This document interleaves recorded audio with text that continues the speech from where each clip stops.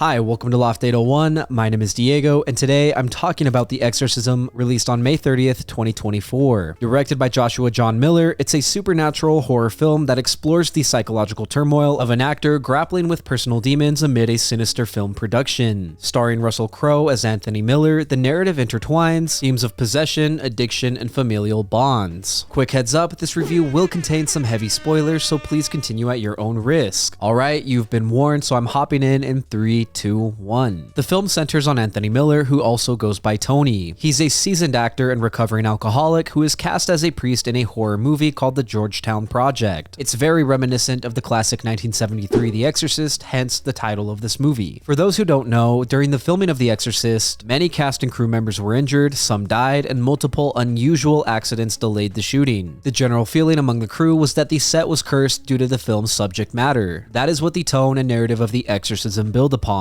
Accompanied by his estranged daughter Lee, serving as his personal assistant, Tony becomes possessed. He sleepwalks, self-harms, and hallucinates, blurring the lines between his deteriorating mental state and supernatural influences. The climax unfolds during an exorcism scene on set where reality and fiction collide, culminating in a confrontation that tests the character's faith and resilience. The premise is a little goofy, and even the climax feels a little silly. The intersection of personal demons and demonic forces is supposed to be a meta-narrative of the horror genre, but it doesn't work in this movie largely because of the character writing. Anthony has overcome his addiction and is on a path of redemption with his daughter, but then he gets possessed. The tone oscillates between psychological drama and supernatural horror, but the psychological drama doesn't land. This isn't for a lack of trying on Russell Crowe's part. He delivers a solid performance as Tony. He seems like a remorseful dad who wants to reconnect with his daughter, and I sympathized with him. Unfortunately, his daughter is the most annoying character in the movie. Ryan Simpkins does a good job with her acting, so the fault isn't with her. Rather, Lee's character writing sucks. Despite Tony obviously being affected by supernatural entities and possession, she immediately assumes he's relapsed and started drinking again. She refuses to believe there's anything supernatural going on with her dad. Her dad could have literally been crawling on the ceiling, and she would have said, "Dad, I hate you for drinking. Come on, girl, open your eyes and quit using your trauma as an excuse to not help your dad." Adam Goldberg plays Peter, Tony's abrasive director. His character genuinely sucked and shouldn't have been in the film. Trigger warning. He finds out that Tony was sexually abused by a priest as a child and makes fun of him to try and get emotional acting out of him. His character feels distasteful and rubbed me the wrong way. I have nothing against Goldberg, just his character. The rest of the supporting cast and their characters are decent. They help drive the narrative forward. Adrian Pasdar is Tom, samworthington is Joe, and chloebaily is Blake. The grounding presence in this film is David Hyde Pierce as Father Connor. He's a priest and psychiatrist who helps during the final climax. Cinematographer Simon Dugan helps create an eerie atmosphere. The use of dim lighting and tight framing intensifies the sense of impending dread. I liked seeing Tony wandering through shadowy corners. Despite being cliche, I loved seeing him contort. It felt very familiar to the possession and exorcism genres. In other words, this movie isn't very original. It uses existing cliches, tropes, and expectations to set up and execute the narrative. Personally, I am okay with that. The production design creates a film within a film setting. It helps capture the essence of a horror movie set. Whether it's the possessed girl's bedroom or other eerie set pieces, they contribute to the film's immersive quality. Just as importantly, the soundtrack helps complement the unsettling atmosphere. The music subtly underscores the tension with dissonant strings and ambient sounds. During the exorcism sequence, the escalating tempo and intensity of the score amplify the urgency and terror, despite the silliness of the scene. I have two final things I want to mention. First, like The Exorcist, this movie also had some delays in filming. Thankfully, these were due to COVID-19 and not supernatural activity. Secondly, director Joshua John Miller is the son of Jason Miller, who portrayed Father Karras in the original The Exorcist. It's a fun connection that adds a layer of metacommentary to the film's narrative.